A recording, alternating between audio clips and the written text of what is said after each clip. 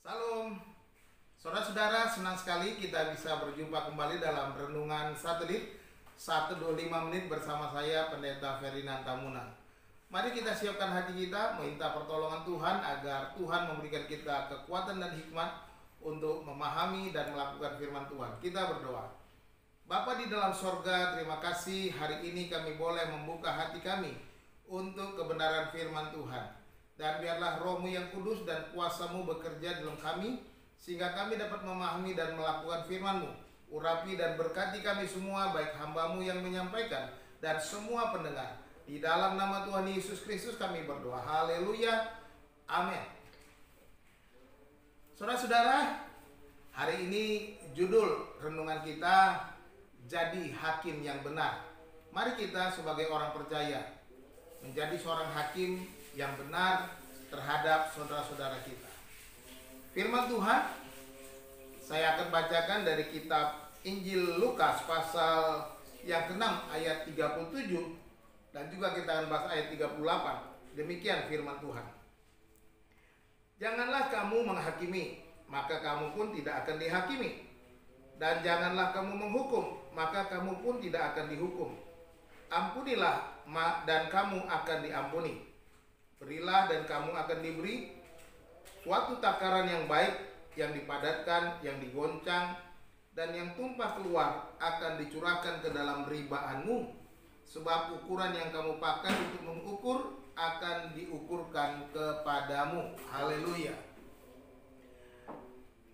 Pengajaran Tuhan Yesus tentang hal menghakimi dalam Lukas pasal 6 ini, kalau kita melihat konteksnya dihubungkan atau dikaitkan dengan Injil yang lain, khususnya Injil Matius, bagian pengajaran ini merupakan salah satu pengajaran Tuhan Yesus ketika dia berkhotbah di bukit. Dan pengajaran ini mengingatkan kita supaya kita menjadi hakim yang benar.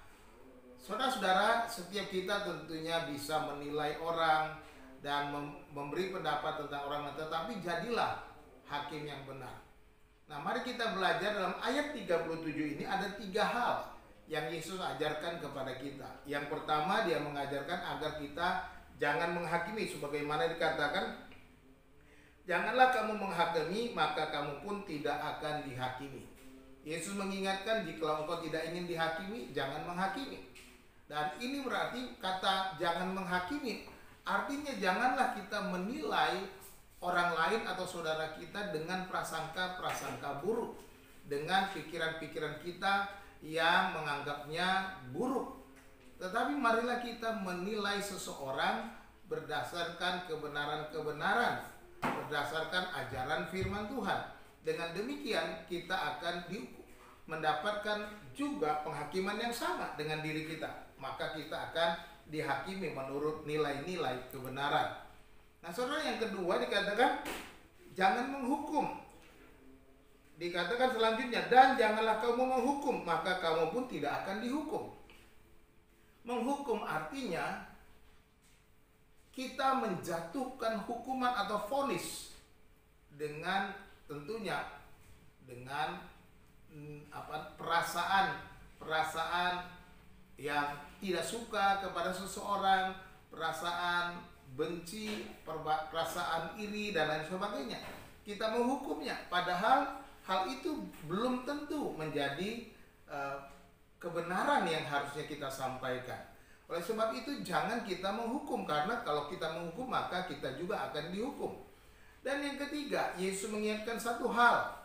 Dikatakan yang paling penting adalah ampunilah dan kamu akan diampuni. 2 kali Yesus berkata jangan menghakimi, jangan menghukum. Tetapi bagian yang ketiga dia katakan berilah pengampunan. Ampunilah, ada satu kalimat perintah supaya kita mengampuni orang lain, orang yang bersalah, orang yang mendapatkan penilaian buruk dari kita, mengampuni mereka atas kesalahan-kesalahan mereka. Karena dengan demikian kita pun akan mendapatkan pengampunan. Saudara-saudara yang dikasihi Tuhan, jadilah hakim yang benar dan berikanlah pengampunan.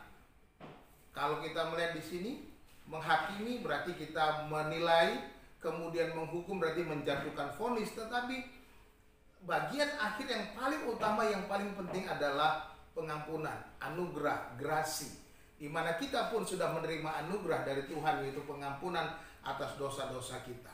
Kita menerima grasi dari Tuhan, yaitu kita tidak mendapatkan hukuman yang kekal. Oleh sebab itu, marilah saudara yang dikasihi Tuhan, kita saling mengampuni satu dengan yang lain, menjadi hakim yang benar dengan memberikan pengampunan kepada setiap orang yang bersalah. Saudara-saudara yang dikasihi Tuhan, dan satu hal yang kita harus ingat, ayat yang ke-38. Berilah dan kamu akan diberi. Ingat, beri dan kamu akan diberi. Suatu takaran yang baik, yang dipadatkan, yang digoncang, dan yang ditumpah keluar akan dicurahkan ke dalam ribamu. Tuhan akan memberkati kita ketika kita memberi. Dan dikatakan, sebab ukuran yang kamu pakai untuk mengukur akan diukurkan kepadamu. Inilah yang harus kita ingat. Jangan menilai salah kepada orang lain. Mengampuni sebagai tanda kita pun menerima anugerah dari Tuhan, pengampunan yang paling besar. Tuhan Yesus memberkati saudara. Shalom.